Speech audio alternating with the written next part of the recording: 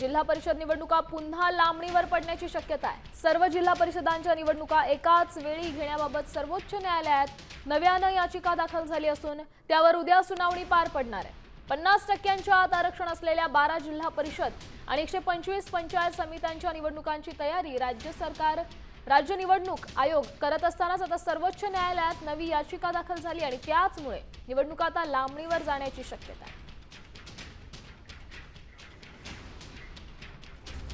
नंदुरबार 100%, पालघर 93%, गडचिरोली 78%, नाशिक 71%, धुळे 73%, अमरावती 66%, चंद्रपूर 63%, यवतमाळ 59%, नागपूर 57%, अकोला 58%, ठाणे आणि गोंदिया प्रत्येकी 57%, तर वाशिम आणि नांदेड प्रत्येकी 56%, हिंगोली 54%, वर्धा आणि जळगाव प्रत्येकी 54%, तर बुलढाणा, भंडारा आणि लातूर प्रत्येकी 52% आरक्षण।